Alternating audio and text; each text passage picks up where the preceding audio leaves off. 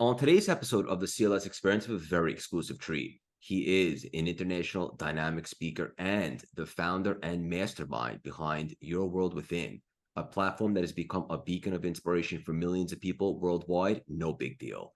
His unique blend of powerful spoken word and captivating imagery has garnered over 200 million streams, reminding everyone that they're just one decision away from a completely transformed life. And I absolutely agree. From his early days producing content that resonated with millions to gracing stages globally, including the prestigious TEDx stage, his impact and energy is off the charts. He's here to teach you about the power of perseverance, the art of storytelling, and the importance of chasing your passion. He's just a juggernaut in all facets of life and a terrific human being. Please welcome the powerful, handsome, passionate, and multifaceted, the abundant Eddie Pinero. How you doing, Eddie? Wow, that is an intro, my friend. I'm good, Craig. Thanks for having me. I'm excited to be here. I'm excited too. You feeling good after that? Uh, Feeling real good. Yeah, how could you not? Ego's a balloon right now. All right, cool. We were having an awesome conversation before we record. The listeners are in for a real treat today. And in case you guys are not familiar with Eddie up until this point, my best suggestion is to do a deep dive, play catch up, check out all the unbelievable content that he has, all the stuff that he has going on. What I think is most valuable today is we just have a dynamic and unbelievable conversation. Before we dive in, we're going to get a little weird. You ready for me, brother? I'm ready. I can do Eddie, weird. love weird. What is your superpower? Ooh, I want to say storytelling. I think I enjoy and um, add value to others by observing sort of mundane trivialities and extracting the value and sharing that through story. To me, that's just such a fun way to improve. And as human beings are not practical or pragmatic; we're emotional. And so, when you can captivate in that way, you can move mountains. So that's what I love to do. Beautifully said, brother. And it's so true. And I was looking at some of your content to prepare for the show, and also because I'm a fan and I want to encourage everybody. I highly suggest checking out his content immediately following this conversation. And you're in alignment. You nailed it. That is, I imagine, one of your many gifts, but the ability to kind of pull on those heartstrings and really generate the emotion. And when you're emotionally and spiritually invested in something, maybe just your words, you're so much more likely to then take inspired action, right? Mhm. Yeah, 100%. Like you can get a list of things to do and an explanation of why it's right and why it's going to help you, but it means very little if there's no feeling behind it and you don't with your being understand why it's if it's not in that alignment.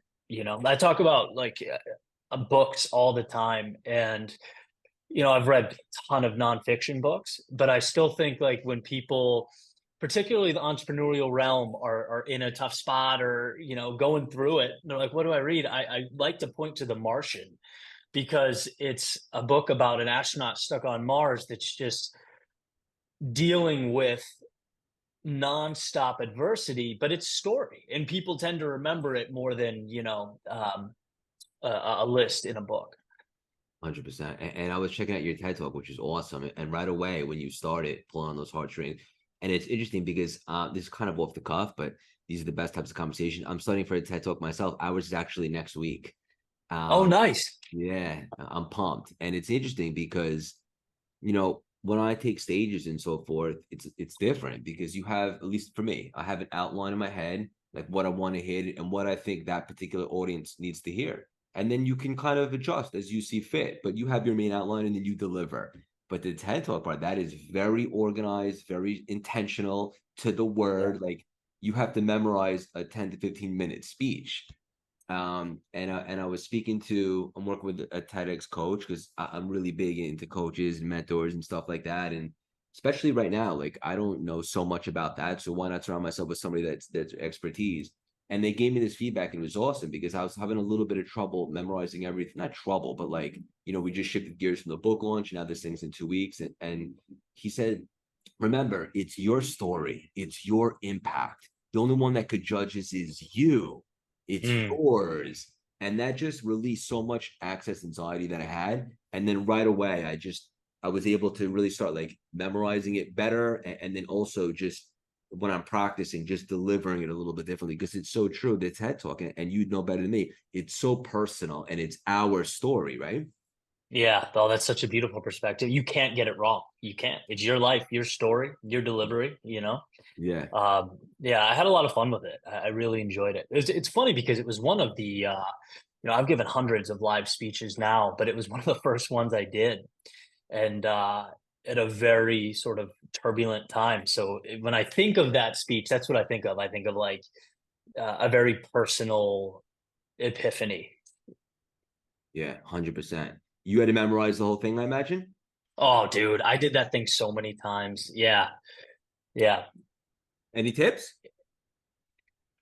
I think like the biggest thing is to me is what you said. It's like the only way you can get it wrong is to not be confident. It's your story, you know, and through repetition, you're carving away the excess, as the phrase is, killing your darlings, the things that don't need to be in there, so that you are short and concise. It's very hard, as you know, to do a short speech. When you have an hour and 20 minutes, you can fit everything in the world in there. Mhm. But when you have 10, 12 minutes, you have to be very deliberate. And so to me, that's what it was. It was one, understanding, hey, this is yours. You can't mess this up. Be confident. And two, just like you're chiseling away at a statue, every time you do it, remove so that you're left with the things that are truly impactful. Doesn't matter if it's 7 minutes, if it's moving, people don't care. Less is definitely more. So that was my thought. Yeah, this is beautiful. I love that, brother. Straight up. There's so many places that we can take this conversation. I think what would be really cool is we hit on a couple of topics that you love to speak about because I think that they're so important and so impactful. And like I said earlier, like I encourage you guys to play catch up and check out all his stuff so you can kind of get an idea for the backstory. But I just want to dive into a couple of cool topics that you talk about recently, and one of them is becoming obsessed. And Mm. I think I know what you mean, and I'm pretty obsessed myself. But I think the audience can use this right now as well. Yeah, well, I think greatness requires obsession, and so if you want to be excellent at something, you need to be obsessed. And I think the reason's simple. Like you can boil most things down to, simple, pragmatic reasons. To be great, you have to go above and beyond. You have to have a sense of curiosity and excitement. That's where you look in places that other people won't look. That's where you place energy and do these things that, the 99% won't do. Not because they can't, but because they just don't care that much. There's not enough in them to give. And so if you become obsessive, you just have such a monumental advantage, especially when you talk about compounding over time.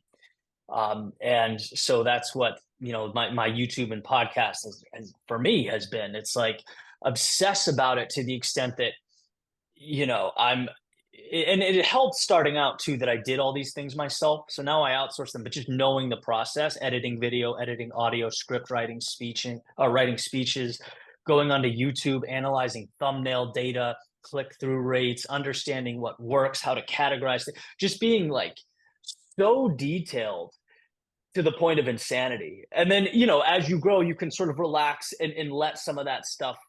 But to me, that was, yeah, it was huge being so immersed in it. Yeah, I think that's the difference. It makes a difference. And when I think of like the all-time greats in different arenas that were obsessed, I think of Tom Brady. I think of Kobe Mm, Bryant. I think of Steve Jobs. I think of Elon yeah, Musk, right? Walt Disney, people that put a real Arnold Schwarzenegger, people that put a dent in the universe. And it's like, this is a really interesting conversation because then there's the thing about boundaries, right? But look, depending upon where you want to get to, if you want to be the best in the world at what you're pursuing, there's definitely mm, be a level of sacrifice, right? And when you're obsessed with this, I imagine, and I can relate, certain things will be sacrificed, but it's a season, right? And it takes that in the beginning to kind of get over the hump and really separate yourself from the pack. for sure, for sure. I mean, you mentioned Kobe. One of the most impactful interviews I've ever heard was him talking about, he gets into the gym 2 hours a day, like early before everyone else is there in the morning. I forget what time it was, but the idea was 2 hours a day, 7 days a week, in a month, not much of a difference. In 6 months, I'm a little ahead. In a year, I'm ahead. In 10 years, you just can't catch me. There's just too much space between you and me. And to me, that's it, man. That's the pinnacle. That's what it's about. Finding that extra, capitalizing on that, and just continually showing up. It was, Yeah. oh man, I think it was with Lewis Howes. It was so beautiful. Probably sounds about right. And also two things to come to mind based on what you just said. You mentioned compounding, right? And Mm, like visible progress, like the 2 hours a day, or let's just say me and you, like we're building our brands, whatever the case may be, putting a little bit of extra work. That might not turn into a 6 or 7 figure sponsorship, right? Right then, right. but it's compounding. And then that kind of ties into something else that you say, which is one day it will all make sense, right? One day it will all make sense, man. So it's really impressive. I mean, you've grown your brand pretty quickly. Thank you, brother. Um, yeah, it took me a little longer, and so like a lot of the things I speak to, it's personal, and so I didn't see that exponential, that sort of hockey stick curve with viewership, with watch time, with ad revenue until year 6. So it wasn't until like 2020, and I could sustain myself and definitely was adding value and had an audience. But yeah, I mean, when we're talking growth, it took a long time. And when people ask me about starting things, podcasts, whatever it is, it's like there are a lot of off ramps provided to you, and they come your way when you're bummed out, when you're tired, when you don't feel like it's going to work, when you're annoyed that you spent 3 hours editing and no one cared or watched it. That's when it's easy to stop. And so like that continuous emotionally detaching and moving on to the next one over time will eventually get you that growth. And it's why I speak so highly on it, man. It's like hang in there, evolve, adapt, and keep moving forward. Because if you're willing to do that, it's a time thing. You'll get there. Yeah, and I think it's interesting, right? Because you mentioned two things that people might think that is like contradictory, and that's hang in there, but also be willing to adapt and pivot, right? Yes. So just to be clear, play the long game, but also be open and flexible to trying new things, or maybe this isn't working, maybe I should shift my energy here. But that doesn't mean if something's not working, give up right away, right? There's a big difference. Yeah. Yeah. I'm happy you said that because that clarity is huge. You want to be patient in the long game and look at your North Star and understand that it's going to take time, but be ferocious in the day to day. I always say like there are people that continuously show up, and I don't know many examples, but there's a few, and they show up, but there's not much evolution. And so like every day to me from the outside in looks like someone's trying to jam a square peg into a round hole. It's like you can do that every day for the rest of your life, but it's not going to get you far. You have to show up and be aware and analyze and adapt and make those little adjustments as you move. And that's short term stuff. That's right now stuff, looking around you and asking, how can I be a little better today? And if you're willing to do that every day over an extended period of time, you look over your shoulder and you go, wow, I've come a long way. I have like a dopamine hit right now. I love You're like, let's go. No, I love talking to you, brother. Straight up. Likewise, man. There's a lot of alarm, a lot of chemistry. But one thing that I'm really big on, and I often say, is marry the process, divorce the outcome. And it's not the Mm. same, but it reminds me what you just said in regards to patient with the end goal, but ferocious with the day to day, right? So have an end goal, set your big audacious intentions, absolutely 100%, but then detach because you don't want it so bad that you create subconscious resistance that you almost fear not having it. And then also, Yeah. if the listeners are anything like me and you, which they are, and you think really big, the thought of going from A to Z can seem quite daunting when you look at it. So divorce Mm. from Z and then ferociously, relentlessly go, how do I get from A to B, right? Or like a football analogy, forget about the touchdowns. How can I get a first down today and then tomorrow? And I'm willing to guarantee that if anyone is willing to put an effort, you can get a first down, meaning you can move the chains, you could do something productive each and every single day. Yeah. And Craig, you highlighted something to me that's like everything, like so important, like detaching the result, man. Like, have you ever had an episode or created something that you thought was gonna just be incredible and it was it was underwhelming? Yeah. Yeah, I mean, because I remember starting out like that was the hardest for me. It's like, um, and I'm doing a lot of like writing. I'm like putting myself on paper and sharing stories, and I'm like, okay, this helped me. This is gonna help other people. Send it out, and it's crickets. And you go through the cycle. It's like, do I suck at this? Is this not connecting? Do I not, and so as time went by, I learned to do that. It took time, but I learned to detach from the result. It's not personal. It's never personal. And in the people I really admire in my life and I look up to, they all seem to have that in common. They're very good at not taking the L's personally. It's just they step back emotively, look at it from a very practical sense and say, okay, here's what we have. Like, what do we do now? Because we got to take another step. Um, and again, easier said than done for Well, sure. Like it's easier for me to be like, oh, don't worry about it. But I can say like it took time. It's a muscle. You get a little bit tougher with every rendition, and that matters.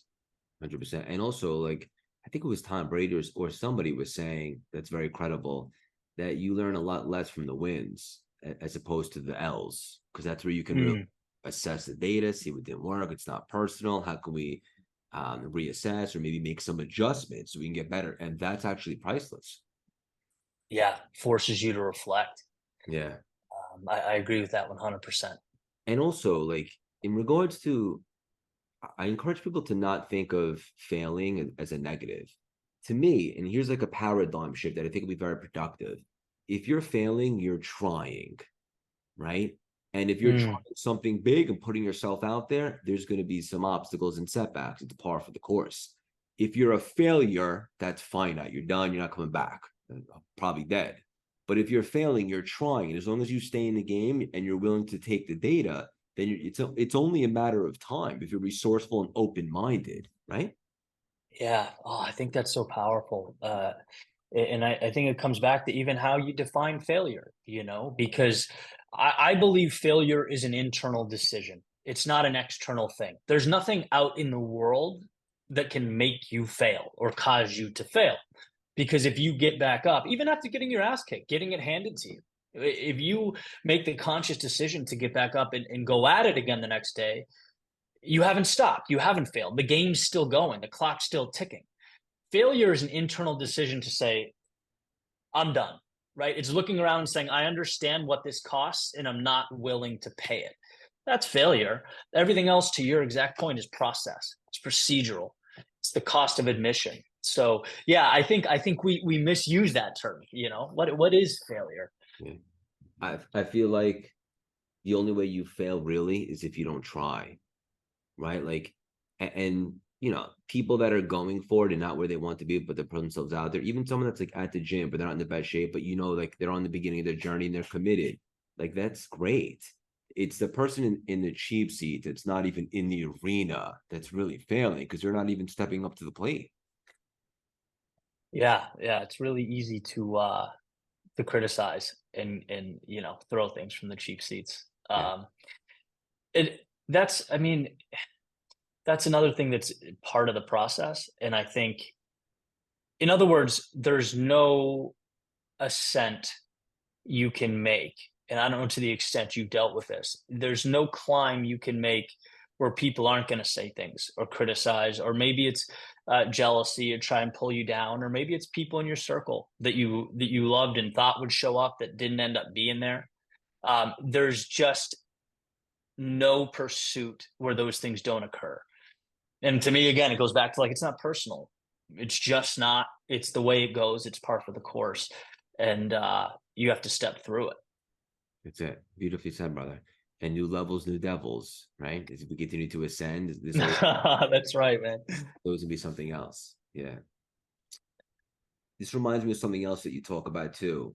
And this is really important and big, and that's to have the courage to live a life on your terms, right? And it's not always rosy. There'll be people that don't agree or criticize, and maybe you're jealousy and so forth. But I think Mm, the most courageous thing that somebody can do, based on my life experience so far, is have the courage to create a life on your own terms and not just be like a spoke on the wheel or part of the system or plugged into the matrix. And I speak from contrast and pain, because that was me for a very long time. And I know what it feels like to unplug from the matrix and realize you have a choice and you could, you could do something else. But how important is that topic for you, brother? Oh man, it's up there. And I'd be curious to get, you mentioned that choice, what it was like for you. Um, because for me, like I didn't even think about it until I was probably 26. Like I didn't even realize there was the leeway or flexibility in life to do what I wanted to do. And what I mean by that is like it was get good grades, to get a good job, to get promoted, to be a middle manager. Like that's in that it was living on a not what's out there, but do not screw this up mentality. And then I remember like looking around and just thinking, what's put your back against the wall, man, for once, see what happens. But it wasn't an easy thing. So, and I know, you came from hearing your story, sort of a very dark place and completely turned it around. I'd love to know your like moment where that flipped. When did you realize, hey, I can actually create something here that doesn't exist in my life? Yeah, I love that you turn the tables. So when I found I'm so romantic about running, brother, because running was that thing for me when I was lost in the darkness. That kind of was like a flicker of light. And when I Yeah. got into it and I started running, it was just the most beautiful thing because in order to run specifically marathons, which I kind of started doing right out the gate pretty quickly in, it was like, all right, who do you have to become to be successful at running marathons? Well, a better overall human being, right? Better Mm, habits, going to bed a little bit earlier, waking up a little bit earlier, maybe cutting out the booze, eating better, making better choices. And so once I started to do that, it was just that it was an irreplaceable season for me. People think like CLS was an overnight success, but in between like my rock bottom and my really dark season a few years back and beginning mhm. CLS in the pandemic, there was this running journey, this marathon season. And it just opened me up to possibilities and just a different frequency. And you could be successful at things you didn't necessarily have experience in. And then when I got clarity to put CLS together in the beginning of the pandemic, when I looked around and pretty much everybody was watching that Tiger show on Netflix and drinking a bottle of wine a day. And I'm like, Oh yeah. I don't want to be judgmental, but it looks a little like a slippery slope. I'm gonna make the most. I don't know when we're ever gonna have this time again, especially me, like as a business owner on Wall Street. It was like a breath of fresh air to shut down my office for a second. But it was also the first time in my adult life that I didn't have like an organized work schedule because I shut down my office. I couldn't like work from Mm. home. There was nothing going on in my particular industry. And it was at that moment that I realized how miserable I had been. And I'm like, geez, like I don't want lockdown to end. My biggest fear was lockdown would end because I didn't want to go back. But I didn't want this to be a vacation either. I wanted to utilize it as an opportunity to find why I'm here, like what it really is my purpose. And that's when the personal development stuff started coming. And I'm like, all right, what am I good at?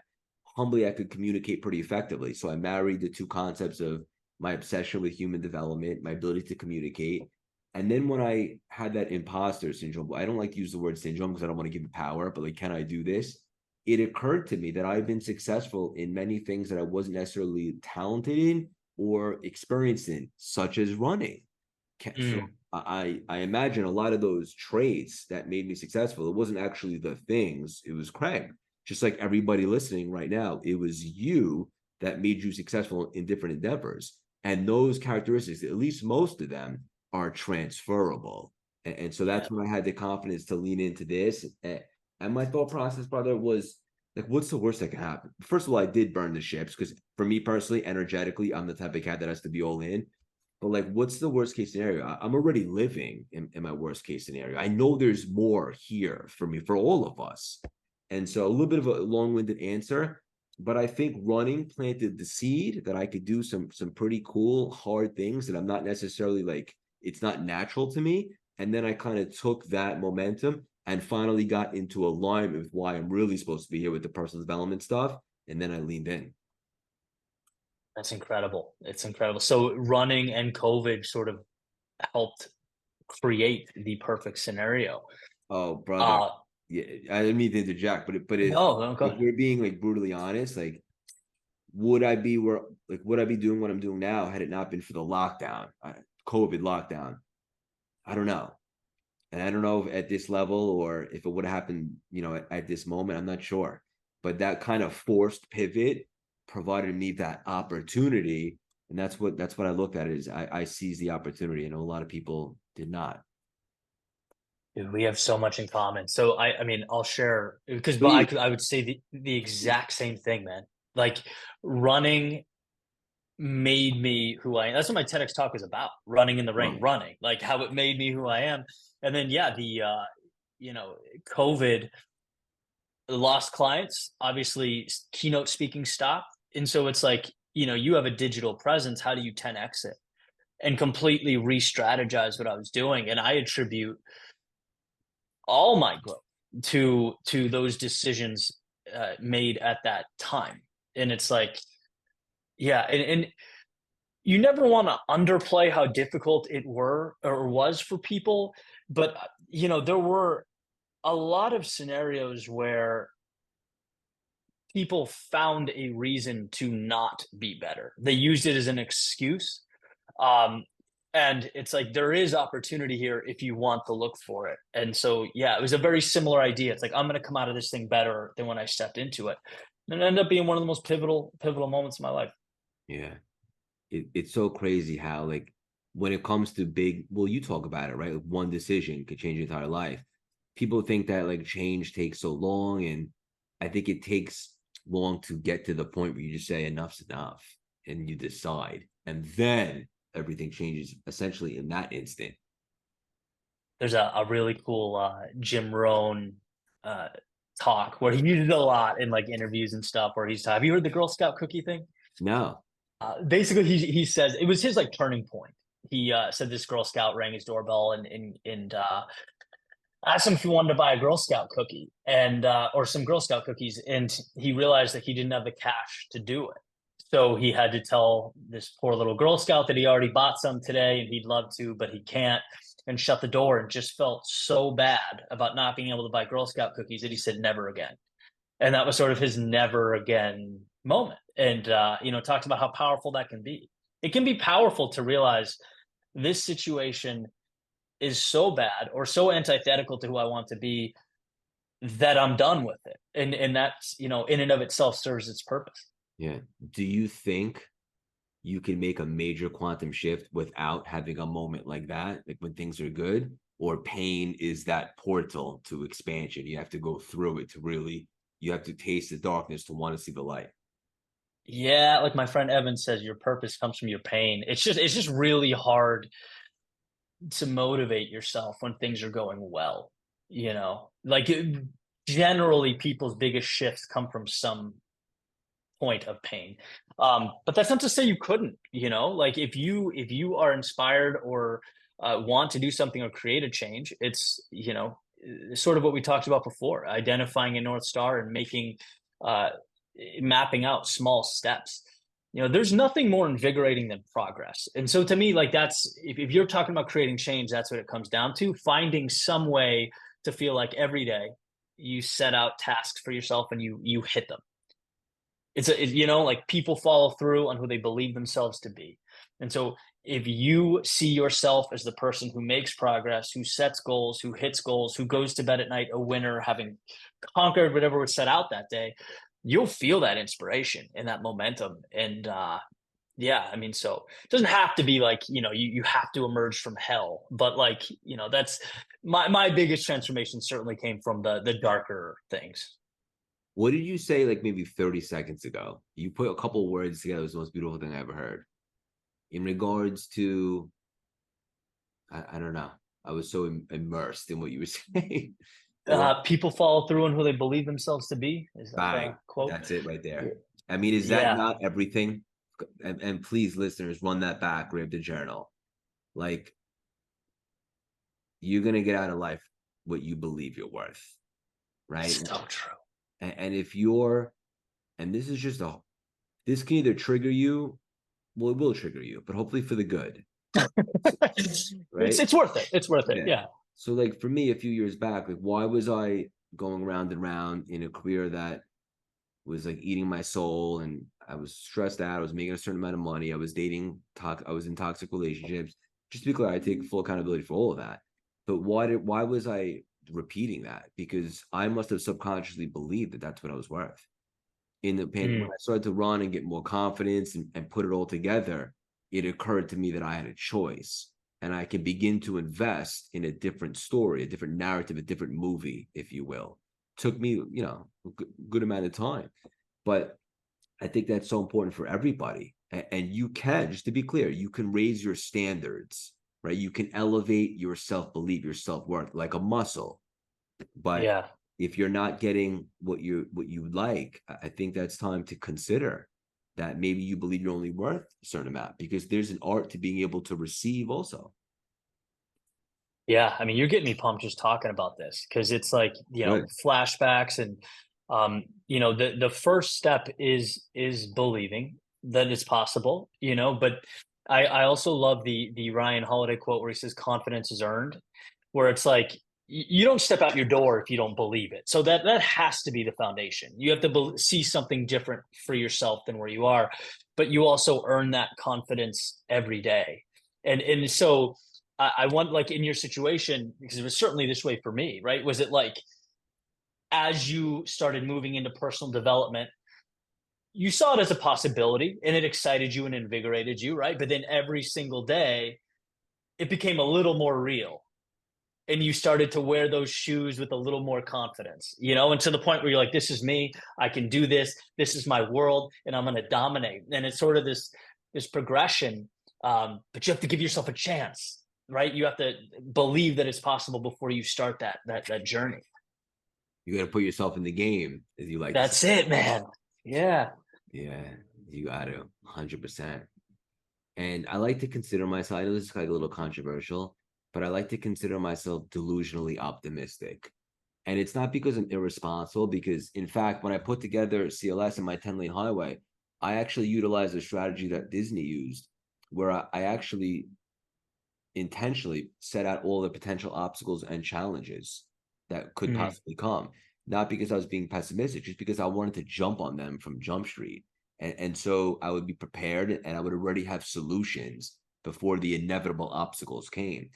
But that's just a strategy of mine. But going forward after that, I like to focus on what can go right. How good can you stand it? Right? Most people, because this was me for so long, they want to do something, but then they start thinking, well, what are people going to think? Or what if I look silly? Or what if I fail? Or what if it goes wrong? And then they start giving Mhm. life and energy to those thoughts and they end up manifesting them. But what if you started taking that same energy and just being a little bit more delusionally optimistic? It's going to work out. I'm going to get in the rooms. I'm going to meet someone. I'm open minded. It may not work, but I'm resourceful and creative and determined enough to figure it out. And then you give that life. And I think that makes such a difference, but that's just a mindset.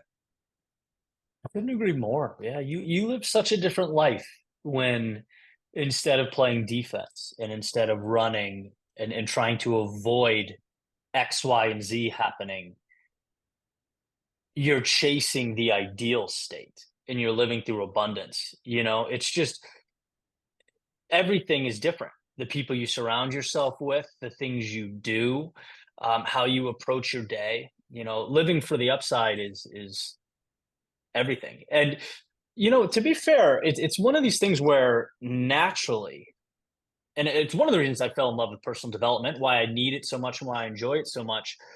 It's not always the easiest thing for me. Like my brain, a lot of the times defaults to what can go wrong, or like I get conservative, and so like it helps me pause and instead of ask what can go wrong, ask where's the opportunity or where's the value. Maybe the value hidden in plain view, which helps a lot. It's something that you can work on, and I have worked on. Because yeah, it's like I know people like that. I have a buddy Steve that like he's just so high energy, and everything is like just life is roses, right? And so there's just not my default. I have to fight through some of those things, Same. but ultimately get there, right? Yeah. Yeah, it's a human thing. I'm so glad that you brought that up, because I think that even makes it more attainable for everybody. Like, first of all, I think all of us as humans are designed to have more negative thoughts than positive over the course of the day, right? But Mm.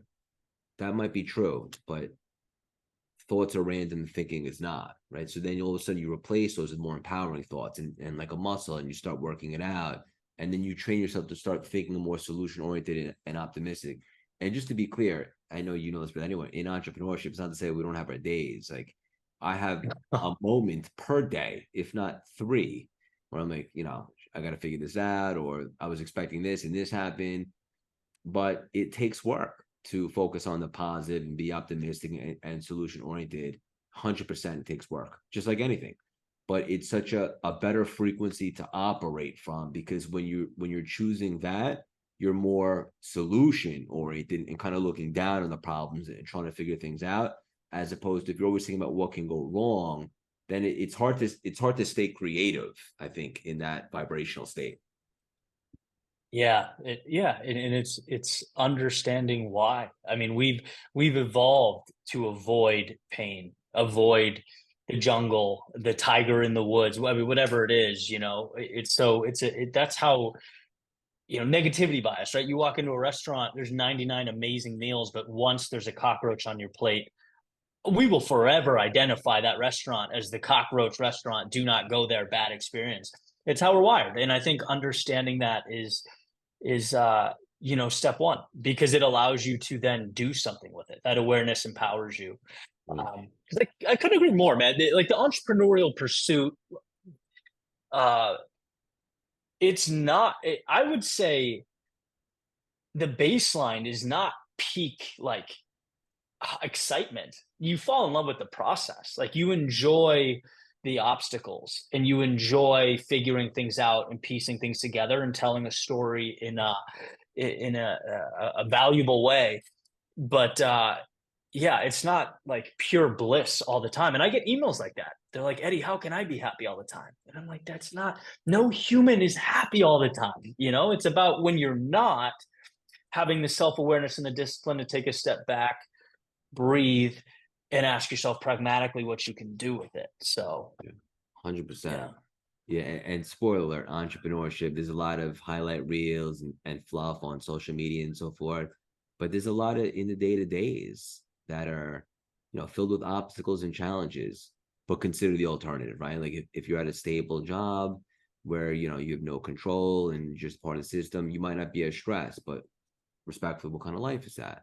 So it really depends what you want. But yeah, beautifully said. And no human is happy all the time. It's impossible, right? It's Yeah. impossible. And the wins are very rewarding in entrepreneurship. Like when they occur, it's like the best thing you can experience. It's super beautiful. But yeah, the road there is rocky and inconsistent and up and down. And so but it's fun. Like if you're in it and like it's who you are and you're excited about that, This is the, it's a this is the life, right? And exactly. yeah, and one thing I would suggest to aspiring entrepreneurs is try not to get too high and don't get too low. And that's not to say don't celebrate your wins and if you take one on the chin, give yourself a 30-minute pity party and then back to work. But it's better if you don't, you know, the range, because if you get too high, there's a good chance and you'll be crushed by a defeat. Mm, So you want to just be level headed. I like it, man. I like it. Depersonalize it. Yeah. I wanted to ask you about your platform, brother. How did that come about? And like, how did you come up with the name to your brand and so forth? Your world within. Yeah, so I left the corporate world. I sort of hit that point where I'm like, I can't pretend that this is where I should be anymore. This is just not me. And so I took Mm. right, like a lot of people can relate to that, I think. And took a year where I was just playing acoustic guitar around Boston, songwriting, producing other artists, creative writing, making videos, just kind of throwing things against a wall. And it was the most important year of my life because I identified one, what I like to do, but also what I don't. And so it was the first speech for Your World Within. I was actually on a run when I came up with the name. I was on the Cape Cod Canal, and I'm like, that's a cool idea, Your I World mean, talk Within, about alignment. right? Um, but yeah, and so like the music thing, it was fun. Like it was a tough experience, but a fun, valuable, rewarding experience. The money was definitely not what it was at my old job, and I was starting to worry about that. And so I wrote this speech called Ode to Excellence. It was the first speech I ever wrote that was like, I know you're tempted to go back to that world because it's nice to wake up and know that there's going to be money in your account, right? But for the first time in your life, put your back against a wall and fight through this. Like, give yourself permission to put yourself out on a limb here. And so I wrote the speech, that sort of letter to myself, and I wanted it to feel, how like in an Apple commercial, they sell you an iPhone without showing you an iPhone. It's just people dancing and you feel good. I'm like, 100%. that's the mentality I wanted to take and just create a little work of art. And I put it out on the internet, and not only did I love doing it, but for the first time I felt that connection, that value add to an audience. And I'm like, boom, right? Those things are aligned. There's something here. And so it took a while, but I got there. I got to that place. And what about the name? Your World Within. So because it was related to, our internal dialogue and our own thoughts, our own perspective, it just seemed to work. Just running on the Cape. My parents live on the Cape. And so got up, was jogging, and I'm like, that's it. That's what I'll call it. Your World Within. We focus a lot on the external one, but not a lot on the internal one. And I think that would be a good reminder that our power comes from not the world, but how we think about the world. Yeah. Each of us essentially inside is a world, and we have the ability to create worlds. And I love that it's the word your, like you're speaking to everybody, like together, like a community, collective. Yeah. Well, that's what's been so fun, man. Because it's like, there's athletes, entrepreneurs, single mothers, runners, like the breadth of the audience is so big. And our context is different, but the basic highs and lows and things we deal with, there's so much crossover. And that's been such an amazing thing to realize. It's like, as humans, we fight a lot of the same battles. Doesn't matter who we are, what we're doing. And also, we think we're fighting them alone. Like when you are in a tough spot, your thought is not, oh, well, there's 3 people on the street next to me going through the same thing. You feel like the walls are crashing down and you are just fighting this all by yourself. And so there's also something really valuable about saying, this is a human condition. Doesn't mean you're wrong, or it's the end. It's not a referendum on you. It's, how can we think about this differently so that we can get value from it? That's what it's about. And if you convince yourself to think like that, you set yourself up for some pretty amazing things. Absolutely beautiful, brother. I love this. And the spoken word, where did that start from? Exploring, trying different things. So like my music background, I always write to music. So like there's sort of a cadence to how I speak on the podcast and on YouTube. I enjoy it, and I think it resonates. But yeah, thanks, man. Just a ton of exploring over the years. Like I have silent films on my channel. I have hour-long speeches, 2-minute speeches. I have like music I've written. I have poetry, spoken word poet, just everything, and it was that process of continuously trying things and narrowing down. Yeah. So good, buddy. And I love that it's so authentic. Like even just getting to know you a little bit today, and I'm excited to build a friendship. Like this is you. And you tie like the things that you like into your brand. And I'm not surprised as to why it really caught fire. And I think it's a good lesson for everybody that's trying to build a personal brand right now. And I highly suggest everybody lean in 2023. The best way for it to really stick is to be authentic. And you're not going to be for everybody, and that's okay. Right. But the right people will gravitate. And I don't think there's anybody doing exactly or quite like what you're doing right now with the spoken word and stuff, and it's just beautiful, and you could tell like it shines through, like that's really you, and that's something that you're passionate about. Thanks, brother. That is the best compliment I could ever get. That's what I'm trying to do, and I agree with your point 100%. It's hard to live in your authenticity. There's a vulnerability to it, I think. And also the variable that we're in the digital space, and you can look up how a million other people are doing it and how the LeBrons are doing it and the Bezoses are doing it and try and implement that. And it's great to be aware and learn and constantly take those pieces and inject them into what you're building.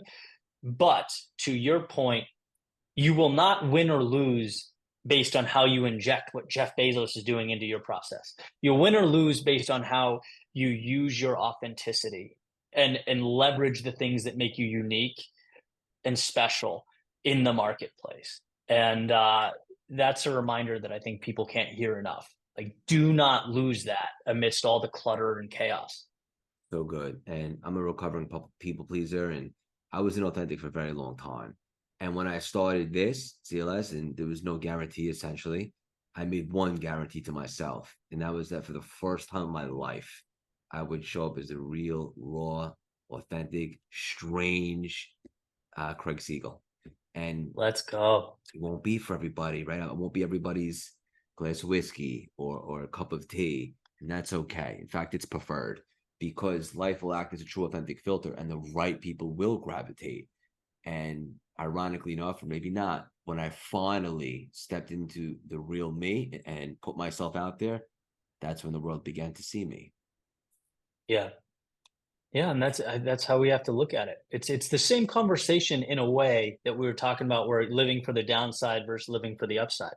Like, yeah, you can worry constantly about the people that aren't for you, or you can be grateful and add more value to the people that are. Yeah. And it's that simple. Yeah, I love this, brother. I could talk to you all day. We'll land the plane with this final nugget. Another piece of content that I saw you talking about, and I thought it was really special, and I think would be a good way to land the plane, is that you have enough in you to emerge from the storm. Tell us what you mean by that. Mm. Yeah, just taking things a little bit at a time. So I mentioned there's two fictional books that I really enjoy. I really think are valuable. Unbroken is the other one, and I don't know if you've seen the movie, but the book is insane. It's The so movie good. Unbroken. Yeah. Oh, directed by Angelina Jolie. Yes. Yeah, so And Hillenbrand wrote the book. great story. Lo- yeah, Laura Hillenbrand. Um, but the idea in it. So Louis Zamperini's a runner, and he goes to fight in World War II. Plane gets Right. shot down, captured by the Japanese. He's in internment camps, right? And he just, along with some of the guys he's with, just experienced hell that like we can't even fathom. Beaten, starved, tortured. Um, and you don't realize as you're going through it how insane it is, right? Because you're just taking it a page at a time. You're reading through these experiences. But then at the end, when Americans, land in Japan, the war's over, he's captured. Someone mentions to him, um, imagine doing that again. And he said, I'd rather die than do that. And the reason that's so powerful to me is because when you look back at something so monstrous, it's like it feels impossible. It's like I would rather die. I couldn't do that. That's impossible. The amount of pain and suffering and torture. But if you take things one day at a time, you can just, again, when you look over your shoulder after some time has expired, like you'll amaze yourself at what you can accomplish. And yeah, so I like to reference that book as a reminder of that. So good. And today, like these days, if I'm ever in a rut, I know exactly the formula to get out. And that's I even take it a step deeper. Forget about like trying to win the day. How can you just win the next activity? And then the next Mm. and those begin to stack. And the best way based on my experience is to do that, is to just be so present and mindful and connect in whatever it is you're doing, walking your dog, playing with your kid, on a coaching call, making a video, or this conversation. Like right now, I don't care about anything else in the world. I just want to connect, brother, deeply, build rapport, have a great conversation for the listeners and so forth. And if you take that approach to each and every single activity, all of a sudden that mindfulness is like a portal to expansion. You start getting clarity, and that begins to stack, and then you start getting momentum. And so for anyone that's going through it right now, Put it all aside. I know easier said than done. Just focus on how you can make the next activity the absolute best it could be, and then keep going. Boom. Love it. Love it. Love it. Yeah, yeah, this is so much fun, brother. Um, our listeners are very loyal and engaged. They're very supportive. What's the best way for all of them to support you, and what are you most excited about right now? Yeah, I'm loving the content, so I would love for you to follow along on YouTube, Eddie Pinero, or the podcast is the Your World Within podcast by Eddie Pinero. And just tune in Monday, Wednesday, Friday. And if you feel anything or it adds some value or sparks something for you, shoot me a note. Let me know. That's as cool as it can get right here. I'm excited about it. Yeah, and if you guys like the vibe on this conversation, there's a whole lot more, and we'll put all that stuff in the show notes. It's fantastic. Eddie, hang up for 1 second. I want to connect to you after. I want you to know the definition of being in alignment, beautiful articulation, and unbelievable energy. I can personally guarantee your best is yet to come. Keep on spreading your wings and leaving your mark on this world. So much love and respect for you. Thank you so much for stopping by and dropping these priceless, juicy nuggets today. Appreciate it, brother. Thank you. That was so good, man. Love speaking to you. That was an amazing conversation. Yeah. Yeah. How many episodes are you like way have you done a ton of these? Yes. We'll probably drop 200. We have a lot in the queue ramping Wow. up right now. Yeah. I mean, I had the podcast for probably 2 years. That's awesome. Oh yeah, because it just feels so conversational. It's really nice format. Thank you, brother.